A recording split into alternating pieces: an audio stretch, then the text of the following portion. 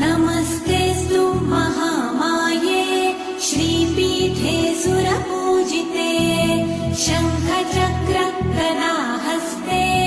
महालक्ष्मी नमोऽस्तुते। नमस्ते गरुडारूढे कोलासुरभयङ्करी सर्वपापहरे देवी महालक्ष्मी नमोऽस्तुते।